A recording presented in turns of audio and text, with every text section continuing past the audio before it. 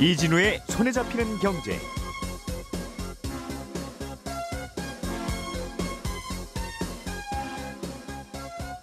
안녕하십니까, 이진우입니다. 손에 잡히는 경제가 뽑은 오늘의 숫자는 마이너스 26%입니다.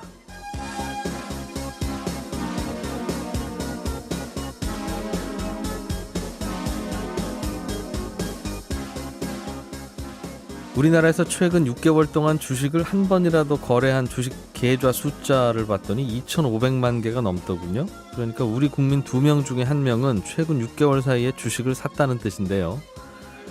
이 많은 주식 계좌들이 주로 어떤 종목에서 수익을 내고 어디서 손해를 보시나 한번 더 들여다봤더니 사는 주식의 가격이 높을수록 오히려 수익률이 높고 주식 가격이 낮은 것일수록 수익률이 낮았다는 분석입니다.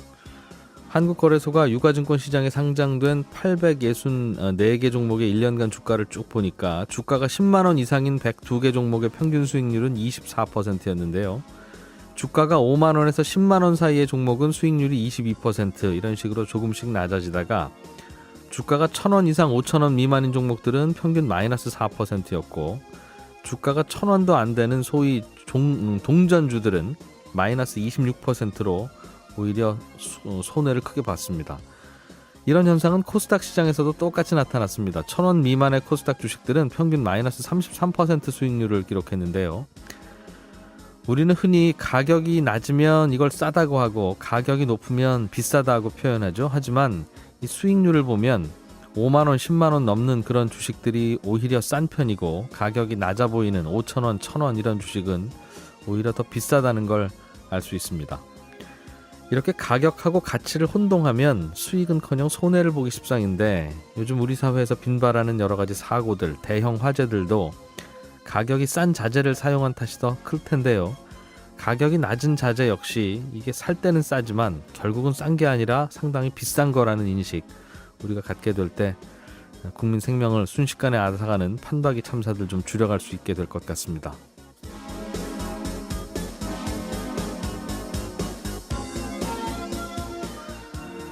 네, 1월 29일 손에 잡히는 경제입니다. 오늘 재테크 시간에는 연금 상품에 가입하기 전에 우리가 좀 따져봐야 할 내용들 정리해 보겠고요. 한 청취자께서 치킨이나 피자, 족발 이런 건 프랜차이즈가 많은데 중국 음식점은 왜 프랜차이즈가 별로 없는가요? 이런 질문 주셨네요.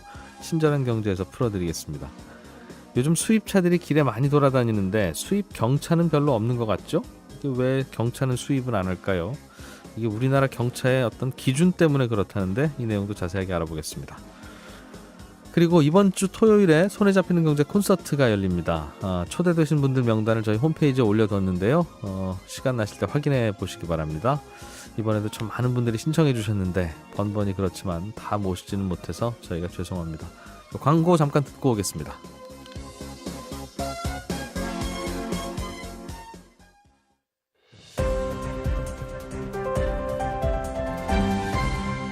이진우의 손에 잡히는 경제. 네, 경제뉴스 따라잡기 한국경제TV 김치형 기자와 함께합니다. 오늘은 전화로 연결하겠습니다. 안녕하십니까? 네, 안녕하세요. 오늘은 어디가 계시길래 전화로 연결하게 되셨습니까? 아, 예. 제가 좀 다른 일이 있어서요. 지금 스튜디오에 갈 수가 없어서. 예. 암호화폐 거래 실명제, 이게 내일부터 시작됩니다. 그 말은 이제 암호화폐를 거래할 때 실명 확인을 하고 거래하라는 뜻인 것 같은데.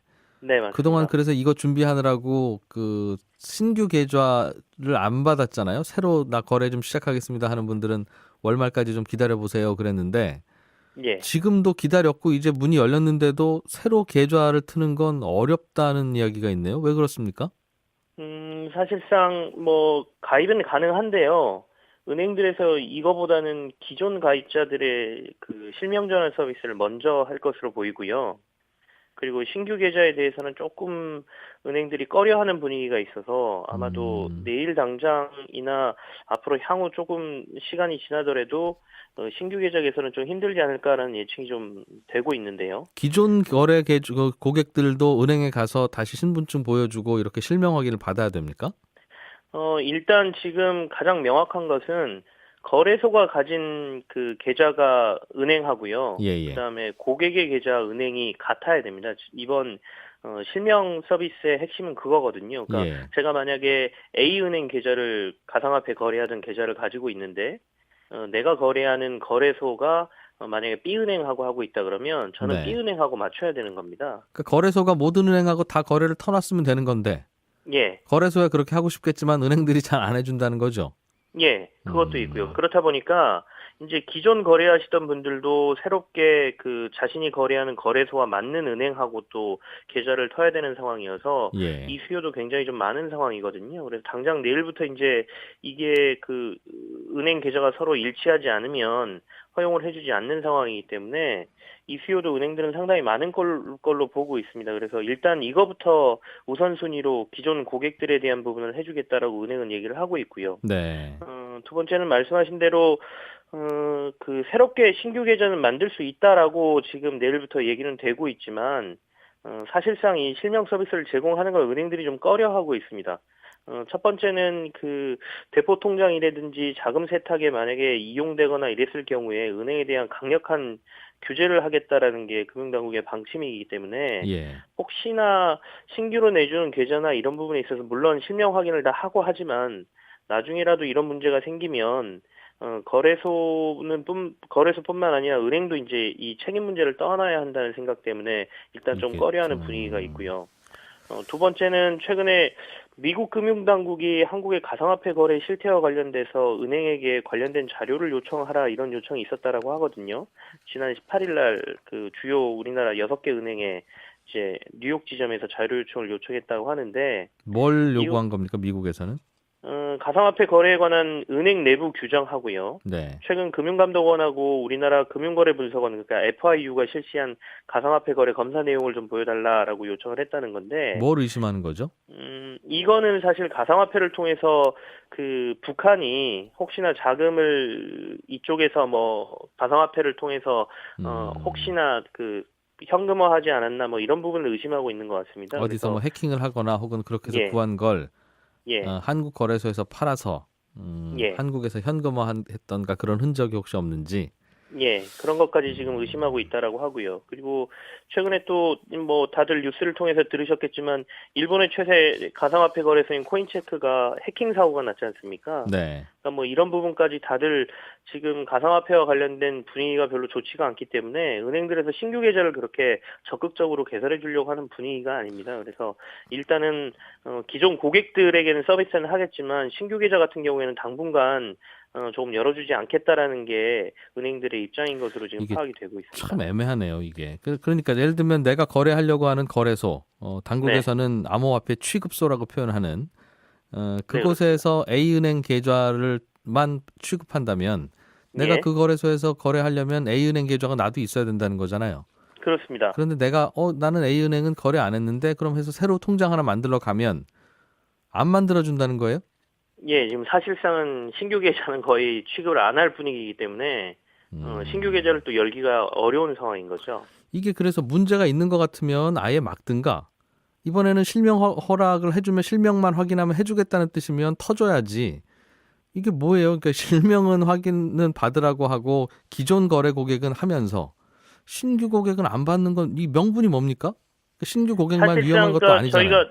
저희가 보기에도 네. 사실상 지금 가상화폐 거래 자체를 조금 막고자 하는 게 정부나 당국의 입장인 것으로 보이는데요.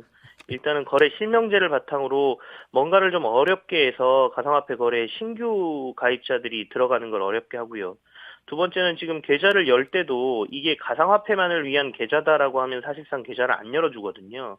그러니까 이 계좌가 어떤 소득이 있거나 아니면 급여 계좌나 사업 계좌와 같은 용도로 쓰인다라고 할 때는 계좌를 열어주기 때문에 사실상 가상화폐만 가지고 계좌를 연다 거래를 하기 위해서 네. 이건 사실상 불가능한 상황이다라고 봐야 됩니다. 그래서 정부가 가상화폐 거래는 뭐 실명제만 되면 거기에 대해서는 크게 딴지를 걸지 않겠다라고 얘기하고 있지만 주변 분위기로 봐서는 사실상 가상화폐 거래로 뛰어드는 것 자체를 막고 있다라고 봐야 될 것 같습니다. 그러니까 정부 마음은 다 막고 싶은데 이제 막을 명분이 쉽지 않으니 일단은 정부는 열어주고 그 대신 은행을 통해서 은행들 보고 계좌를 열거나 가능하면 계좌 열지 말아라라는 압박을 하는 건데 은행들이 무슨 중간에서 무슨 죄가 있어요, 은행들이.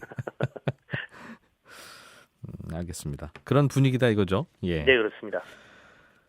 또 하나 다른 뉴스 한번 보죠. 금융당국이 제약 바이오 기업들의 회계 처리 방식에 문제가 있다고 보고 이걸 좀 점검에 나서는 모양인데 어떤 예. 문제가 지금 이슈가 되는 겁니까?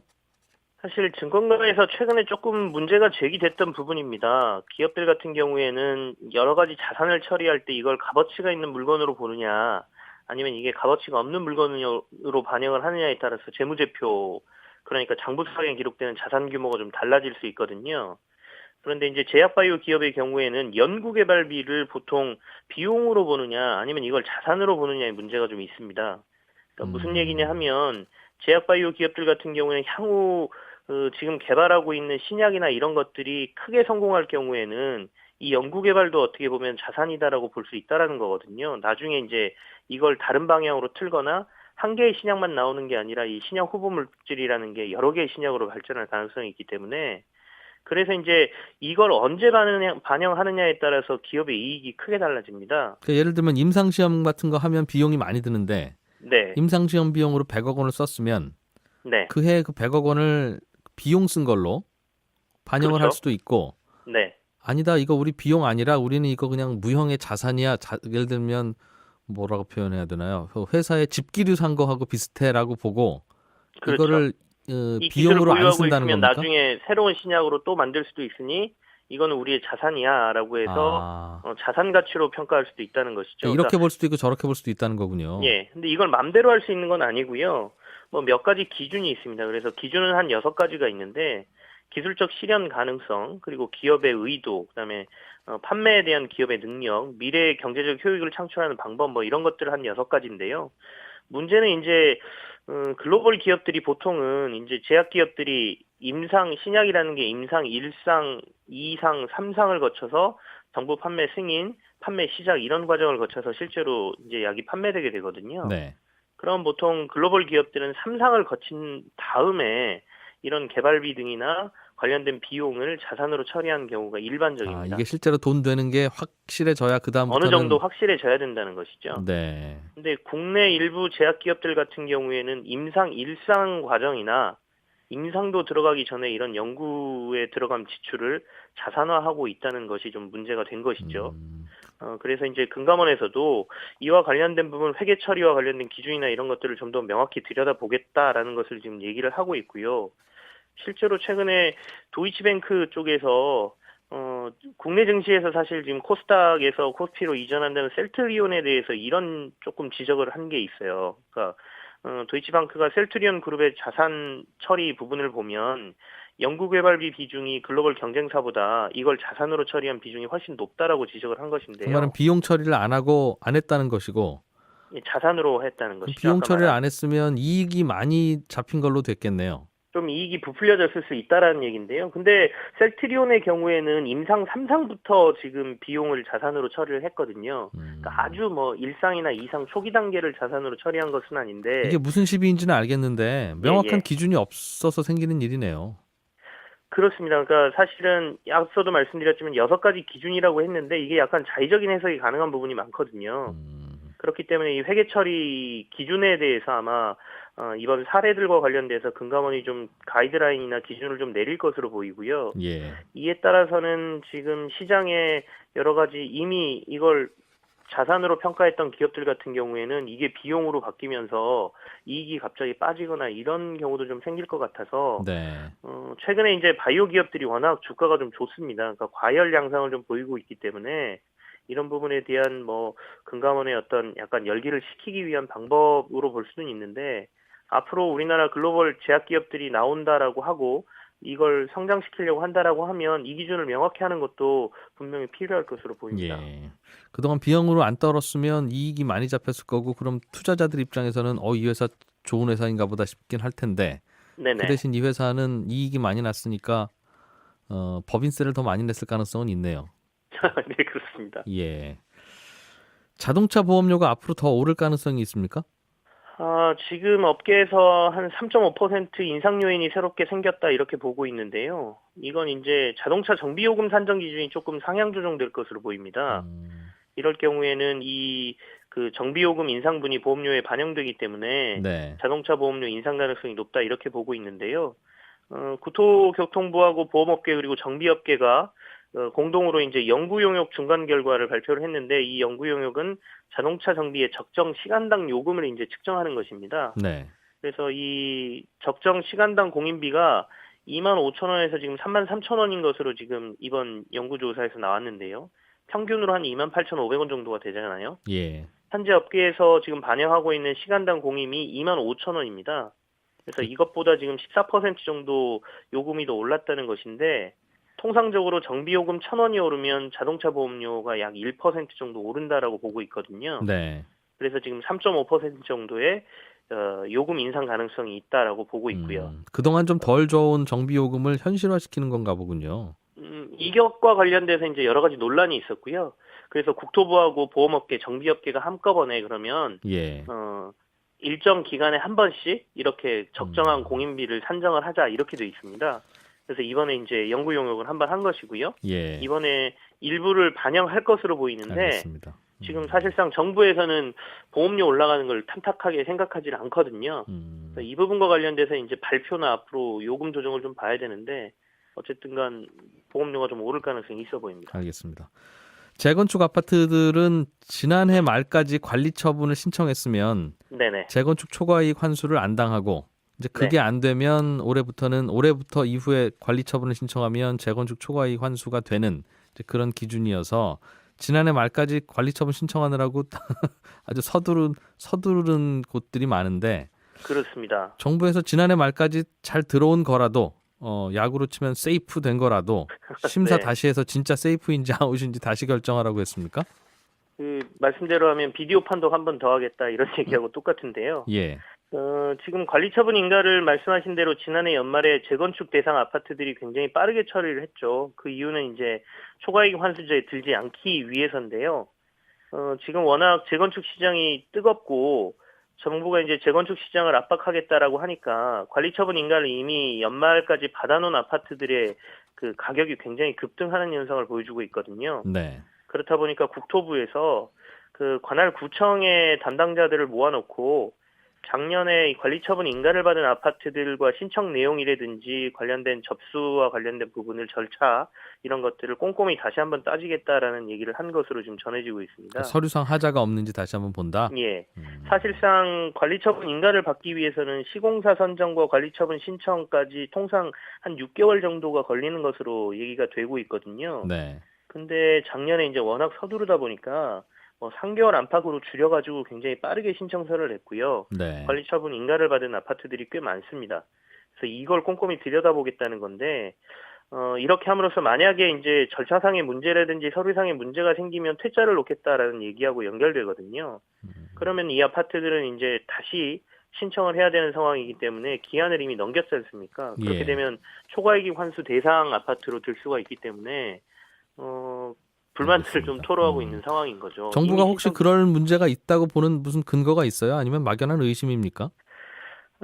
일단은 아까 말씀드린 대로 절차상으로 굉장히 시간이 오래 걸리는 것들을 절차를 줄여놨기 때문에 예. 일부 아파트들에 문제가 있을 것으로 지금 파악하고 있다라고 얘기를 하거든요. 그래서 일단은 몇몇 아파트에 대한 자료들을 좀 가지고 있다. 특히 작년에 여러 가지 재건축과 관련돼서 시공사나 이런 부분과 절차상의 문제라든지 아니면 여러 가지 문제를 겪었던 아파트들 같은 경우에 서둘러서 봉합하면서 관리처분 인가를 받았기 때문에 네. 여러 가지 내부에 문제가 있을 수 있다라고 지금 조합원들한테 다 하고 있는 동의 안 것 받았을 수도 있다. 같습니다. 네, 그렇습니다. 알겠습니다. 한번 살펴볼 거라면 살펴봐야죠. 예. 잘 들었습니다. 고맙습니다. 네, 감사합니다. 한국경제TV 김치영 기자였습니다. 알아야 될 것들 많이 안내를 해주고 눈높이에 딱 맞는 만인의 경제 과외 선생님. 다음 순서는 친절한 경제입니다. 네, 오늘은 청취자 이수인 씨가 보내주신 질문인데요. 요즘 프랜차이즈 음식점들이 주변에 많이 생기는데 주로 피자, 치킨, 족발, 보쌈, 곰탕 이런 것들은 프랜차이즈가 많은데 중국 음식점은 프랜차이즈가 없는 것 같습니다. 혹시 중국 음식점 프랜차이즈가 나오기 힘든 무슨 이유라도 있는 겁니까? 이런 질문 주셨어요. 생각해보니까 그렇죠. 집에서 배달해 먹는 음식들 대부분은 프랜차이즈 음식점인데 유독 중국 음식은 여전히 배달할까 싶으면 중국성, 동화반점, 영빈각 이런 푸근한 이름들 여전히 남아 있습니다. 그래서 그 이유가 뭘까 저도 궁금해서 중국 음식점 하는 분들 몇 분한테 좀 여쭤봤는데요. 일단 프랜차이즈를 하려면 주방에서 아주 간단하게 요리를 만들 수 있는 게 좋습니다. 그러니까 심지어는 주방장이 출근을 안 하면 사장님이 직접 주방 들어가서 만들어도 뭐 비슷하게 만들어져야 그게 이제 프랜차이즈가 가능한 건데요. 피자, 치킨, 보쌈, 곰탕 이런 게 다 그렇죠. 한식 뷔페도 한때 프랜차이즈들이 많았는데 그런 것들도 대량으로 본사 공장에서 미리 만들어서 현장에서는 그냥 데우거나 끓이거나 그래서 소스만 부으면 되는 것들이 대부분입니다. 그래서 요리 기술 없는 분들도 창업도 하고 그런 건데 중국 음식은 요리들이 손이 많이 가는 게 대부분이어서 이렇게 해서 손님 식탁에 내세요 하는 게 일일이 하기가 좀 어렵다고 합니다. 메뉴들도 미리 다 만들어 놓고 소스 부어서 낼 수 있는 게 별로 없고 이제 주문 들어오면 그때부터 만들어야 되는 게 많고요. 도대체 뭐 때문에 그러냐 여쭤봤더니 중국 음식은 양파가 들어가는 게 굉장히 많은데 미리 다 만들어 놓으면 물이 많이 나와서 그래서 바로바로 만들 수밖에 없다고. 그래서 일부 프랜차이즈들도 있긴 있는데 대개는 뭐 짬뽕류 한 가지 또는 짬뽕, 짜장, 탕수육 셋 중에 하나만 고를 수 있는 그런 프랜차이즈들이 대부분이고요. 복잡한 요리는 메뉴에 없는 경우가 많습니다. 그래서 중국 음식 프랜차이즈가 드문 이유는 요리 과정이 복잡하고 손은 많이 가는데 그걸 단순화하기가 어려워서 그렇다. 이렇게 설명드려야 될 것 같습니다. 요즘 짜장면이 예전처럼 맛이 없다고 하는 분들이 가끔 있는데 이게 뭐 입맛의 문제일 수도 있겠습니다만 예전에는 손님이 주문하면 그때부터 짜장 볶기 시작했는데 요즘은 그게 손이 많이 가서 미리 다 볶아놓고 이제 소스만 부어서 내는 경우가 많기 때문이라는데요. 이렇게 중국 음식은 다른 요리보다 손이 많이 가고 손이 또 많이 가고 미리 만들어 놓기 어려울수록 규격화, 단순화, 프랜차이즈화가 좀 어렵습니다. 혹시 저희 방송 들으시고 계시는 중국 음식점 사장님들 계시면 중국 음식의 프랜차이즈가 어려운 다른 이유가 혹시 더 있는지 저희 홈페이지에 글을 남겨주시거나 문자로 좀 보내주십시오. 저희가 또 참고하고 또 알려드리겠습니다. 친절한 경제였습니다.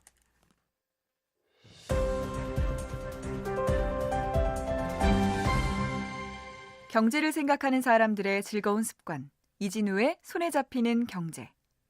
네, 행복자산관리연구소 김현우 소장과 함께 오늘은 연금에 대해서 공부해 보겠습니다. 어서 오십시오. 네, 안녕하세요. 연금하면 뭐 국민연금 이거는 나라에서 알아서 하는 거니까 우리는 내기만 하면 되고. 그렇죠. 우리는 이제 고민할 게 별로 없고 그거. 없습니다.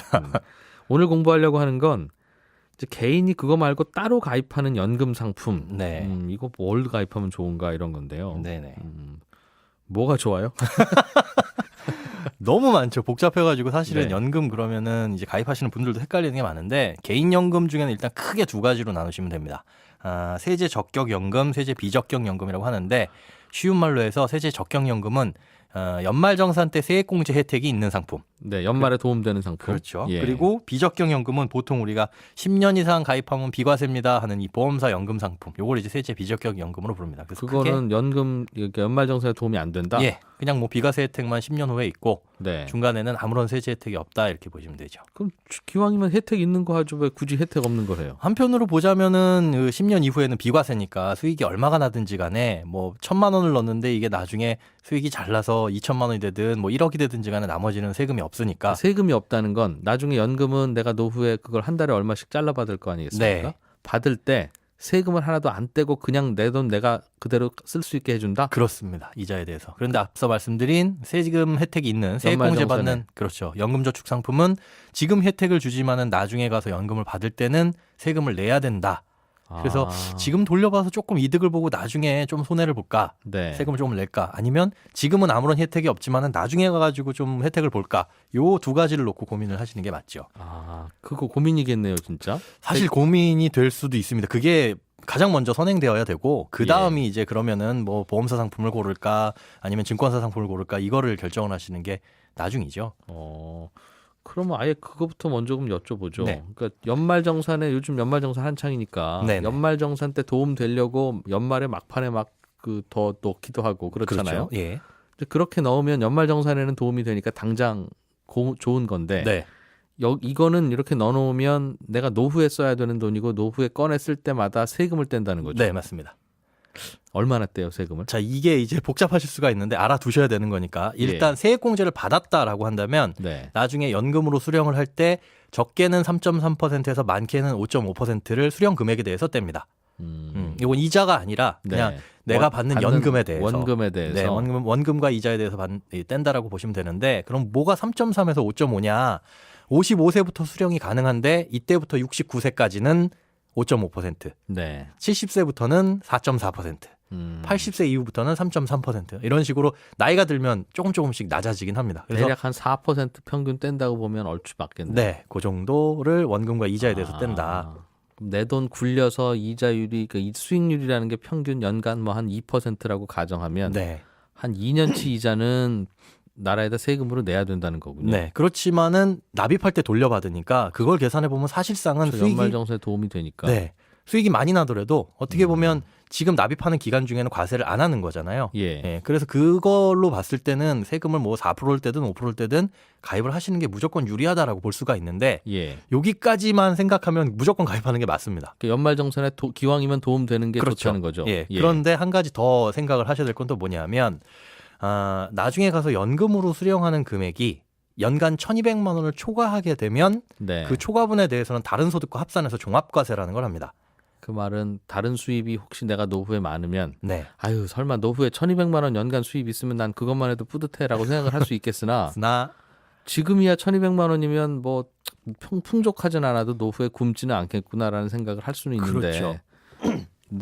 제가 노후면 얼마입니까? 앞으로 20년 후면 네. 1,200만 원 가지고는 굶을 수도 있는 그렇죠. 그래서 물가 연간 상승률이 있으니 예, 요것도 계산을 해보면 한 30년 정도를 세액공제 혜택을 꼬박꼬박 받으시면서 나중에 연금으로 수령을 하게 되면 네. 연간 1,200만 원 이상의 연금을 수령할 가능성도 있게 되거든요. 예.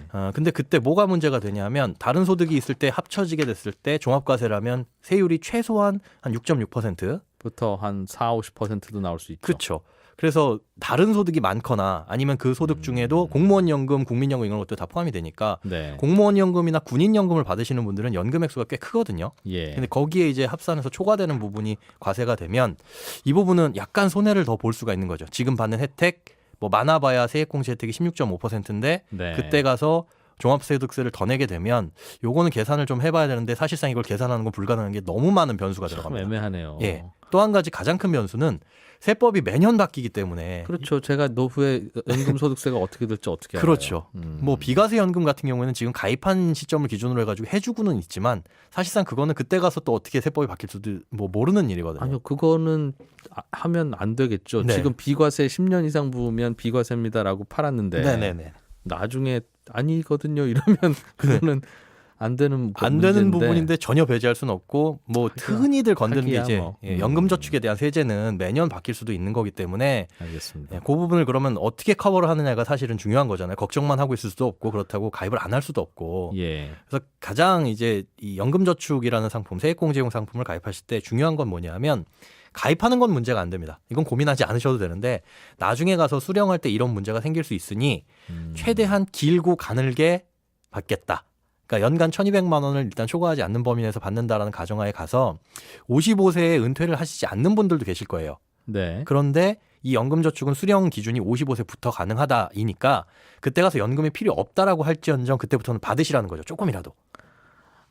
미리 받아놓고, 알겠어요. 예. 그러니까 지금 혹시 연말정산 때문에 가입한 연금은 네, 55세 이후에는 찾을 수 있는데 맞습니다. 55세에 찾지 않아도 된다 하더라도 네. 그때부터는 얼른 찾아라. 왜냐하면 조금씩 찾아놔야 65세 이후에 한꺼번에 찾지라고 생각하면 그때 다른 소득하고 겹쳐서 세금이 더 많아질 수도 있으니 맞습니다. 음, 그래서 일단- 필요 없더라도 뭐 특히나 이제 공무원 분들이나 이런 예. 분들은 정년의 나이가 뭐 60세 정도로 정해져 있으니까 네. 그때 가서 나는 55세 때 연금 필요 없는데라고 하더라도 미래를 위해서는 55세부터 받을 걸 각오하고 생각하고 미리 계획해 두시고 조금씩이라도 받아 놓으셔서 연금 수령액이 너무 연간 몰리지 않도록 그런 것들은 미리 계획을 해 놓으시는 게 이게 좋겠다. 듣고 나면 세금 덜 내는 방법이라 참 전해드리기도 네. 애매하고 전해주시는 분도 애매한데 맞습니다. 그 세법이 그러니까 이렇게 해도 합리적이고 저렇게 해도 합리적이게 해놓으면 좋은데 네. 항상 이렇게 딱 걸림돌을 만들어 놓으니 굳이 저 계단은 걸려서 넘어지시지 않는 게 좋습니다라는 조언이 맞기도 맞고. 맞습니다. 이런 그러니까 어떻게 보면 절세라고 말씀을 드리면서도 약간 네. 좀 나쁜 짓 하는 느낌이 들기는 해요. 이게 알겠어요. 탈세 그럼 아닌가 싶어서. 정리를 하면 예. 노후에 내가 이런저런 소득이 많을 것 같다. 네. 뭐 월세라도 받으면 이젠 다 그게 소득으로 그렇죠. 잡힐 거 아니겠습니까? 내가 뭐 집도 하나 있거나 아니면 노후에 그런 게 있을 것 같다는 분은 연말정산에 굳이 그 세제 혜택 있는 걸 가입 안 하시는 게 좋을 수도 있고 네. 나중에 그게 합산될 수도 있으니 세금으로 더 많이 뗄 수도 있으니까 네. 나는 노후에 아무리 생각해도 좀 가난할 것 같아라는 생각이 들면 지금 연말정산에서 도움되는 상품이 좋을 텐데. 네, 그렇죠. 근데 미래에 가난할 것 같은 분은 지금도 소득이 많지 않아서 맞습니다. 연말정산에 별 별로 도움이 안 도움이 될 안 수 될 있는 거고요. 이거 굳이 가입 안 해도 세금 별로 안 되는 네. 거니까요. 그래서 소득이 많으신 분들이 오히려 이거는 많이 다들 그냥 대부분 가입을 하고 계세요. 연금저축은. 근데 가입하실 때는 걱정 없지만 나중에 가서 이런 문제가 생길 수 있으니 그거는 미리 염두에 두셔라. 네. 라고 말씀을 드리는 거죠. 알겠습니다. 그러면 소장님께서는 연말정산에 이거 하는 게 도움이 된다고 일단 조언하세요? 소득이 있으시면은 무조건 예. 어떤 연금 상품을 가입할까에 우선순위 첫 번째는 나라에서 혜택을 주는 것 자체가 또 한도를 줬잖아요. 한도가 있는 상품 자체가 가입을 서둘러라라고 하는 느낌이니까 이걸 알겠습니다. 먼저 해두시고 예. 또 하나 고민거리는 그런 게 있어요. 소득이 없으셔도 가입해서 유리할 경우가 있습니다. 그 말은 연말정산에는 도움이 하나도 안 되는 네. 건데. 주부라든가 예. 뭐 소득이 없는 학생이라든가 이런 경우에 연금을 가입하는데 이걸 왜 가입해? 연금저축을 예. 이라고 할 수도 있는데 과거에 보니까 어린아이들 이름으로 가입을 시켜두시는 분들도 있더라고요. 이게 왜 그러나 봤더니 세액공제를 받지 아니한 부분 네. 그 원금은요 나중에 가서도 다 뭐 중간에 찾더라도 아니면 연금으로 받더라도 과세가 되지 않습니다. 당연히 지금 혜택을 받지 않았으니까요. 그 연말정산에 활용을 안 하면 네. 그거는 비과세다. 그렇죠. 원금은. 원금은. 네, 원금은 뭐 이게 직장이든 뭐든지 간에 세액공제만 안 받으면 원금은 그대로 뺄 수가 있고 네. 예. 이자 부분에 대해서만 과세를 하는데 아까 말씀드린 대로 연금소득세를 과세를 합니다. 연금으로 받으면. 네. 그런데 이것도 그냥 끄집어내게 되면 연금으로 안 받고 저는 한 번에 깨서 쓸래요. 아니면 한 500만 원 필요한데 요만큼만 꺼내주세요라고 하면 이 부분에 대해서는 16.5% 즉 이자 소득세보다 조금 높은 과세를 하거든요. 네. 이게 뭐가 장점이 있냐면 지금 해외 펀드나 뭐 채권형 펀드를 가입하면 세금을 지금 내야 되잖아요. 환매할 때. 네. 근데 뭐 연금저축 펀드에다 집어넣어 놓으면 중국 펀드를 가입했다가 한 2년 후에 요거를 미국 펀드로 옮기고 뭐 일본 펀드로 옮기고 이렇게 하더라도 결국은 55세 돼서 연금을 받기 전까지는 과세가 되지 않고 계속 굴러간다는 장점이 있습니다. 그래서 세액공제를 받지 않는 분들도 요걸 그 연금 받기 전까지는 비과세로 굴리고 요렇게 활용하시는 경우도 있더라고요. 그러니까 지금 해외 펀드에 투자하려면 예. 그냥 해외 펀드에 가입할래요라고 해서 가입하면 증권사에 네. 가서 가입하면 그걸 팔았을 때 수익이 나오는 그 순간 과세가 되는데 그렇죠. 연금저축 펀드라고 하는 걸 먼저 주머니에 만들어 가입하고 놓고 예. 그 주머니에다가 내가 원하는 펀드를 담아서 운용을 하면 예. 요거 이제 일본 펀드는 나 그만해야 되겠네. 네, 한 그래서 3년 있다가 팔고 중국 펀드로 갈아타더라도 네. 그리고 일본 펀드에서 수익이 몇 퍼센트 나더라도 세금을 과세하지 않습니다. 지금은 안 하고 나중에 연금으로 받을 때 그때 뗀다. 그렇죠. 아니면 중간에 깰 때 아예 그냥 저 연금저축 이제 안 할래요. 할 때 과세하기 때문에 그럼 뒤에 나중에 가서 세금을 물리면 더 비싸게 물리지는 그렇지는 않아요. 않습니다. 그걸 연금으로 받으면 아까 말씀드린 오히려 더 3%에서 싸지고. 5% 정도고 깬다라고 하더라도 이자 소득세보다 1%포인트 정도 높은 16.5%를 과세하기 때문에 네. 이렇게 활용을 하면 어떻게 보면 또 세금이 낮아진 효과가 있죠. 혹시 방송 들으시는 국세청 관계자가 계시면 이런 구멍 좀 막아주세요. 네, 이거 좀 이상합니다. 이상하긴 이상해요. 네. 아니 그러니까 이게 세법이 예. 이렇게 하나 저렇게 하나 어차피 세금은 마찬가지입니다라고 하면 고민 덜하고 네. 그냥 수익 많이 날 제품이랍니다. 그 금융상품만 찾으면 되는데 네. 수익은 A에서 많이 나는데 절세가 B에서 더 많이 나는 바람에 이쪽으로 몰리면 그렇죠. 이거는 돈을 누구한테서 받는 겁니까 이게? 그런 생각이 들어서 네. 예. 그 세법 만드는 분들이 이런 재테크도 같이 공부하셔서 거꾸로 구멍을 좀 막아주세요. 예, 행복자산관리연구소 김현우 소장이었습니다. 고맙습니다. 네, 고맙습니다. 95.9 MBC 라디오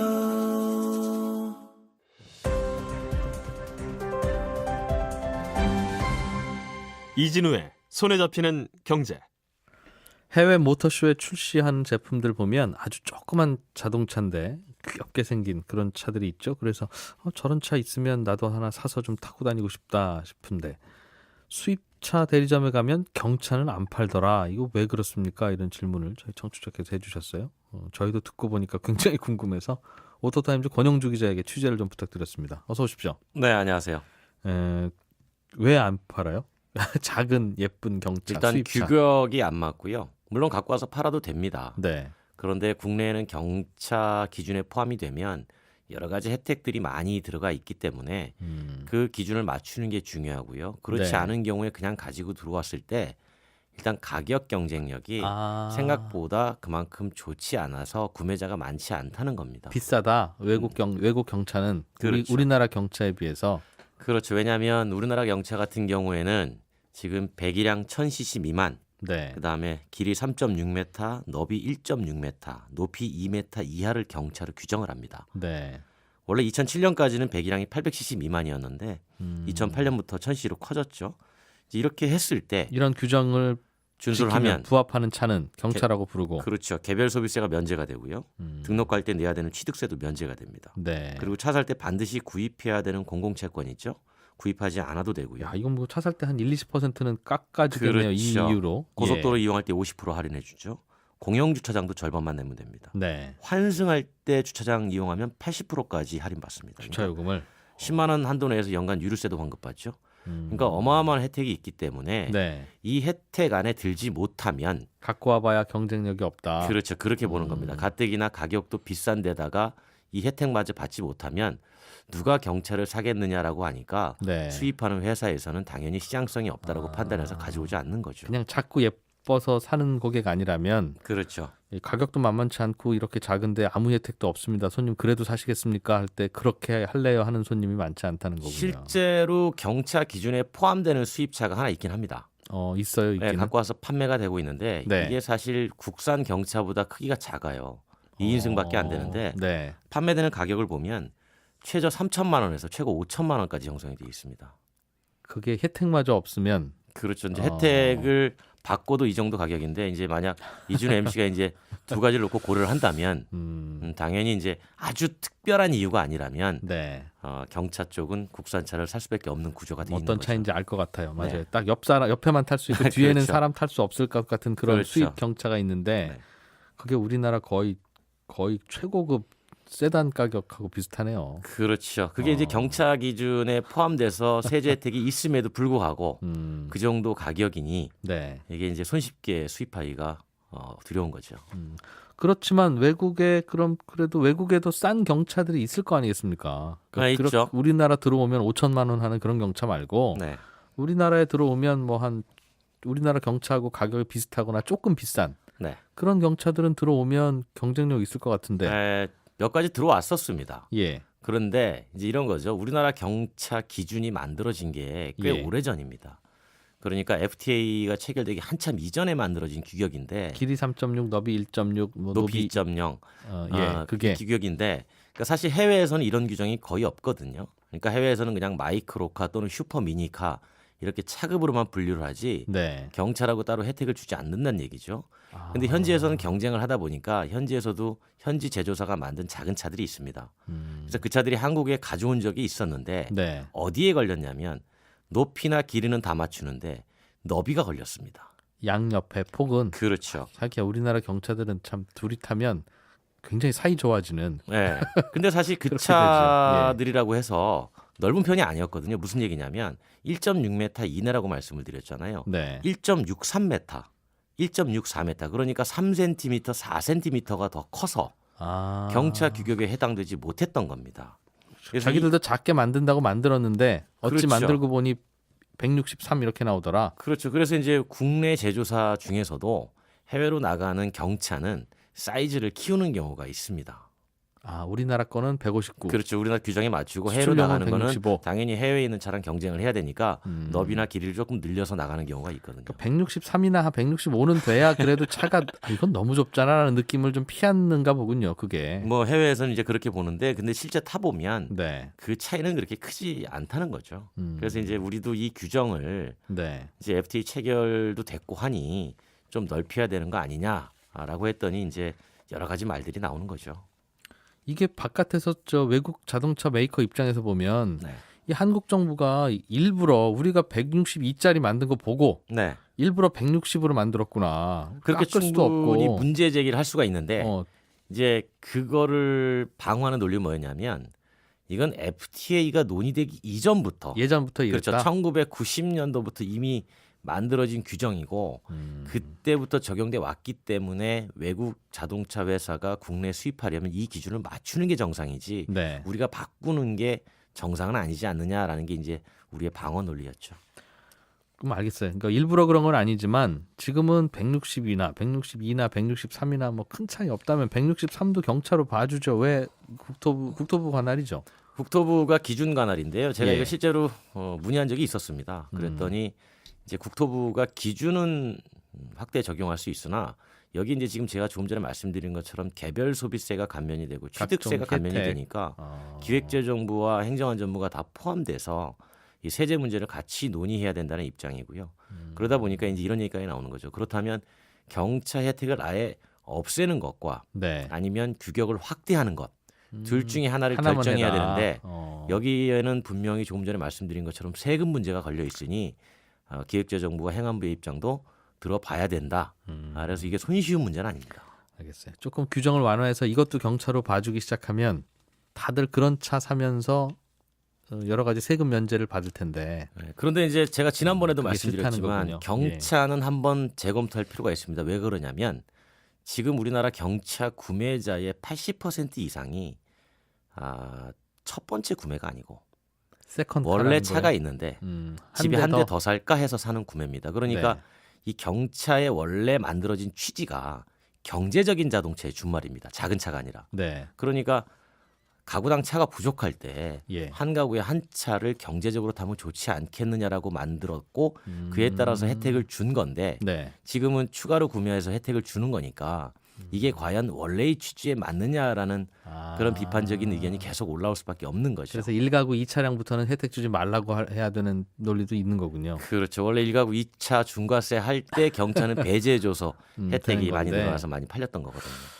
근데 이게 또 환경 오염의 문제도 있고 기름 아끼는 문제도 같이 있어서 아니 근데 없으면 두 번째 차도 난 그럼 중형차 살래 그렇게 뭐 그럴 수도 나오면 있는데요. 그 경차가 기름을 많이 아낀다 또는 환경에 많이 도움이 된다라는 논리는 조금 맞지 않는 게요. 네. 경차보다 큰 소형차가 오히려 효율이 더 좋은 경우가 꽤 많습니다. 아 그래요? 예. 그런데 이제 자동차 제조사 입장에서는 경차는 팔아봐야 수익이 얼마 안 되니까 경차에 자꾸 고급 품목을 넣어서 가격을 높인 거고요. 네. 소비자들은 경차의 고급화 현상을 선호했던 거고요. 그래서 경차 가격이 지금 소형차보다 더 비싼 일부 차종은 준중형차 값보다 비싼 차가 나오게 된 배경이 된 거죠. 그럼에도 불구하고 이런 세금 저런 세금 이런 거 요금 아껴지는 거 감안하면 그래도 그렇죠. 경차가 그러니까 결국은 또 나라 돈으로 차 사는 사람 도와주는 거예요. 경차는 100% 정책적인 면이 판매를 좌지우지하는 그런 차급이라고 보시면 됩니다. 경차의 혜택 혹은 경차의 범위 조정하는 문제 어떻게 생각하십니까?군요.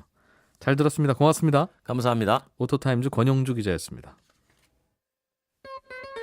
네, 손에 잡히는 경제 오늘은 여기서 인사드려야 되겠습니다. 지금까지 이준우였고요. 내일 오전 11시 10분에 저 다시 오겠습니다.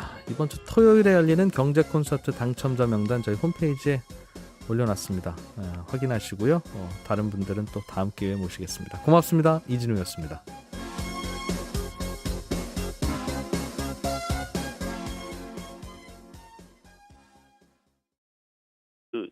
은행 계좌가 서로 일치하지 않으면 허용을 해주지 않는 상황이기 때문에 이 수요도 은행들은 상당히 많은 걸로 보고 있습니다. 그래서 일단 이거부터 우선순위로 기존 고객들에 대한 부분을 해주겠다라고 은행은 얘기를 하고 있고요. 네. 두 번째는 말씀하신 대로 그 새롭게 신규 계좌는 만들 수 있다라고 지금 내일부터 얘기는 되고 있지만 사실상 이 실명 서비스를 제공하는 걸 은행들이 좀 꺼려하고 있습니다. 첫 번째는 그 대포 통장이라든지 자금 세탁에 만약에 이용되거나 이랬을 경우에 은행에 대한 강력한 규제를 하겠다라는 게 금융당국의 방침이기 때문에 예. 혹시나 신규로 내주는 계좌나 이런 부분에 있어서 물론 실명 확인을 다 하고 하지만 나중에라도 이런 문제가 생기면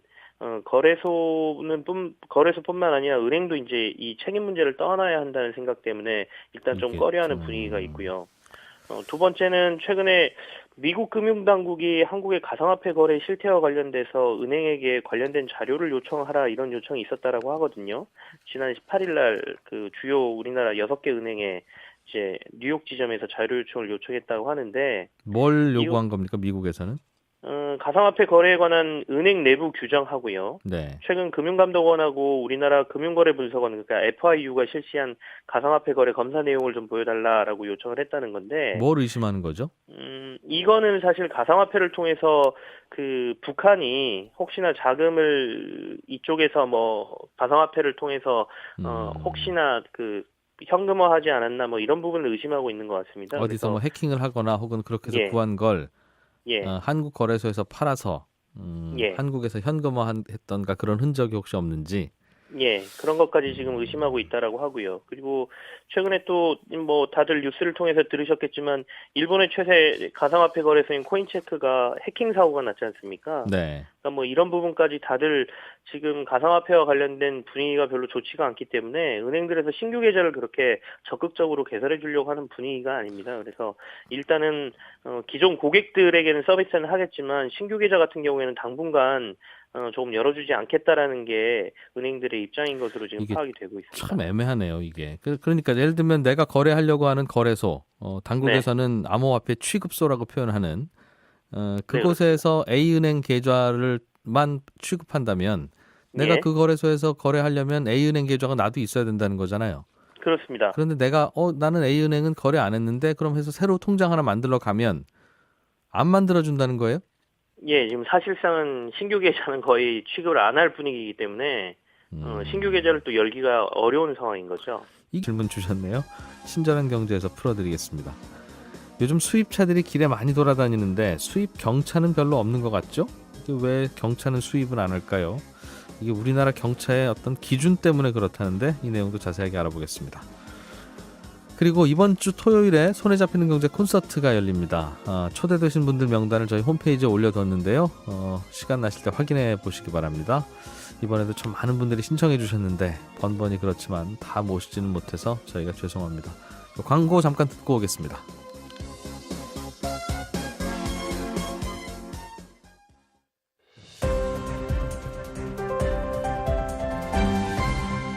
이진우의 손에 잡히는 경제.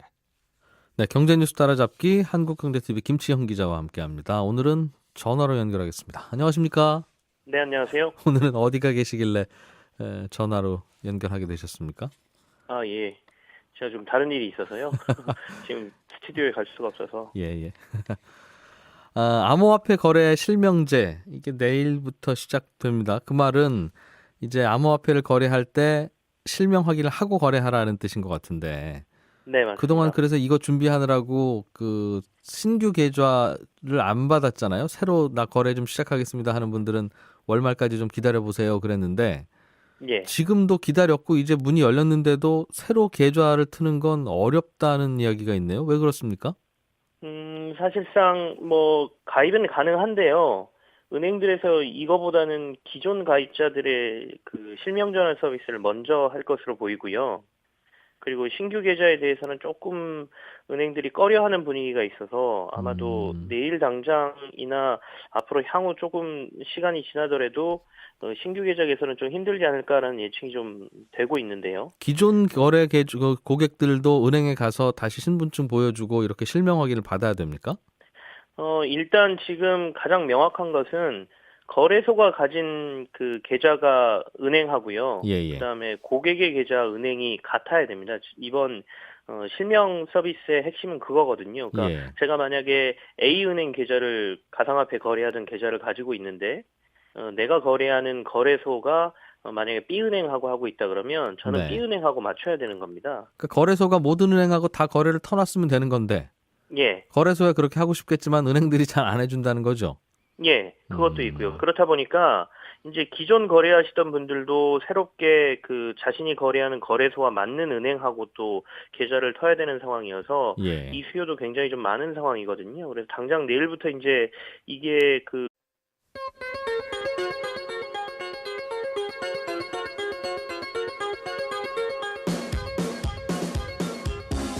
이진우의 손에 잡히는 경제.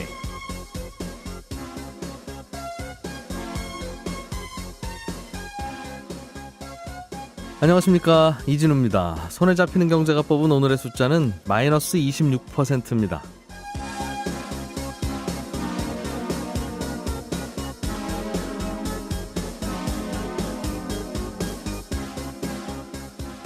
우리나라에서 최근 6개월 동안 주식을 한 번이라도 거래한 주식 계좌 숫자를 봤더니 2,500만 개가 넘더군요. 그러니까 우리 국민 2명 중에 1명은 최근 6개월 사이에 주식을 샀다는 뜻인데요. 이 많은 주식 계좌들이 주로 어떤 종목에서 수익을 내고 어디서 손해를 보시나 한번 더 들여다봤더니 사는 주식의 가격이 높을수록 오히려 수익률이 높고 주식 가격이 낮은 것일수록 수익률이 낮았다는 분석입니다. 한국거래소가 유가증권 시장에 상장된 864개 종목의 1년간 주가를 쭉 보니까 주가가 10만 원 이상인 102개 종목의 평균 수익률은 24%였는데요. 주가가 5만 원에서 10만 원 사이의 종목은 수익률이 22% 이런 식으로 조금씩 낮아지다가 주가가 1,000원 이상 5,000원 미만인 종목들은 평균 마이너스 4%였고 주가가 1,000원도 안 되는 소위 동전주들은 마이너스 26%로 오히려 손해를 크게 봤습니다. 이런 현상은 코스닥 시장에서도 똑같이 나타났습니다. 1,000원 미만의 코스닥 주식들은 평균 마이너스 33% 수익률을 기록했는데요. 우리는 흔히 가격이 낮으면 이걸 싸다고 하고 가격이 높으면 비싸다고 표현하죠. 하지만 이 수익률을 보면 5만 원, 10만 원 넘는 그런 주식들이 오히려 싼 편이고 가격이 낮아 보이는 5,000원, 1,000원 이런 주식은 오히려 더 비싸다는 걸 알 수 있습니다. 이렇게 가격하고 가치를 혼동하면 수익은커녕 손해를 보기 십상인데 요즘 우리 사회에서 빈발하는 여러 가지 사고들, 대형 화재들도 가격이 싼 자재를 사용한 탓이 더 클 텐데요. 가격이 낮은 자재 역시 이게 살 때는 싸지만 결국은 싼 게 아니라 상당히 비싼 거라는 인식 우리가 갖게 될 때 국민 생명을 순식간에 앗아가는 판박이 참사들 좀 줄여갈 수 있게 될 것 같습니다.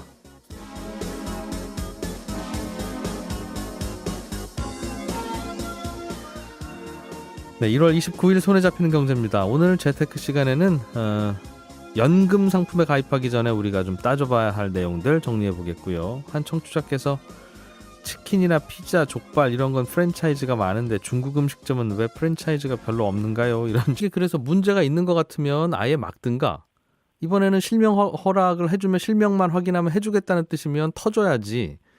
이게 뭐예요? 그러니까 실명은 확인은 받으라고 하고 기존 거래 고객은 하면서 신규 고객은 안 받는 건 이 명분이 뭡니까? 신규 고객만 위험한 것도 아니잖아요. 저희가 보기에도 네. 사실상 지금 가상화폐 거래 자체를 조금 막고자 하는 게 정부나 당국의 입장인 것으로 보이는데요. 일단은 거래 실명제를 바탕으로 뭔가를 좀 어렵게 해서 가상화폐 거래에 신규 가입자들이 들어가는 걸 어렵게 하고요. 두 번째는 지금 계좌를 열 때도 이게 가상화폐만을 위한 계좌다라고 하면 사실상 계좌를 안 열어주거든요. 그러니까 이 계좌가 어떤 소득이 있거나 아니면 급여 계좌나 사업 계좌와 같은 용도로 쓰인다라고 할 때는 계좌를 열어주기 때문에 사실상 가상화폐만 가지고 계좌를 연다, 거래를 하기 위해서 네. 이건 사실상 불가능한 상황이다라고 봐야 됩니다. 그래서 정부가 가상화폐 거래는 뭐 실명제만 되면 거기에 대해서는 크게 딴지를 걸지 않겠다라고 얘기하고 있지만 주변 분위기로 봐서는 사실상 가상화폐 거래로 뛰어드는 것 자체를 막고 있다라고 봐야 될 것 같습니다. 정부 마음은 다 막고 싶은데 이제 막을 명분이 쉽지 않으니 일단은 정부는 열어주고 그 대신 은행들 보고 계좌를 열거나 가능하면 계좌 열지 말아라라는 압박을 하는 건데 은행들이 무슨 중간에서 무슨 죄가 있어요, 은행들이. 알겠습니다. 그런 분위기다 이거죠. 예. 네, 그렇습니다. 또 하나 다른 뉴스 한번 보죠. 금융당국이 제약 바이오 기업들의 회계 처리 방식에 문제가 있다고 보고 이걸 좀 점검에 나서는 모양인데 어떤 문제가 지금 이슈가 되는 겁니까?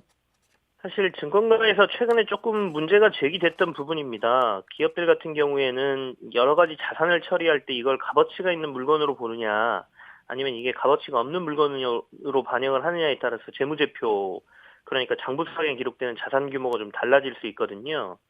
그런데 이제 제약바이오 기업의 경우에는 연구개발비를 보통 비용으로 보느냐 아니면 이걸 자산으로 보느냐의 문제가 좀 있습니다.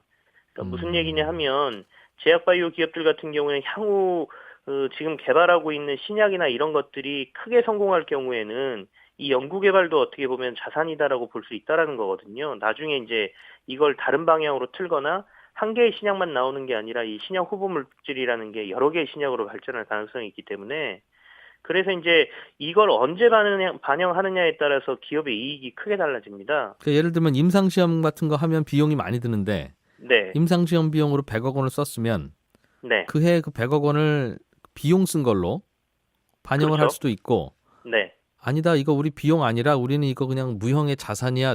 예를 들면 뭐라고 표현해야 되나요? 회사에 집기류 산 거하고 비슷해라고 보고 그렇죠. 이거를 이 기술을 비용으로 안 보유하고 쓴다는 있으면 겁니까? 나중에 새로운 신약으로 또 만들 수도 있으니 이거는 우리의 자산이야라고 해서 자산 가치로 평가할 수도 있다는 것이죠. 이렇게 볼 수도 있고 저렇게 볼 수도 있다는 거군요. 예. 근데 이걸 맘대로 할 수 있는 건 아니고요.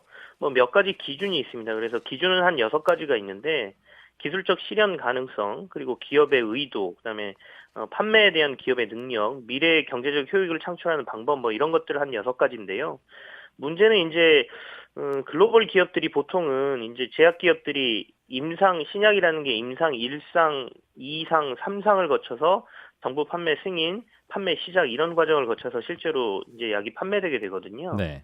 그럼 보통 글로벌 기업들은 3상을 거친 다음에 이런 개발비 등이나 관련된 비용을 자산으로 처리하는 경우가 일반적입니다. 이게 실제로 돈 되는 게 확실해져야 그 다음부터는 어느 정도 확실해져야 된다는 것이죠. 네. 근데 국내 일부 제약 기업들 같은 경우에는 임상 1상 과정이나 임상도 들어가기 전에 이런 연구에 들어간 지출을 자산화하고 있다는 것이 좀 문제가 된 것이죠.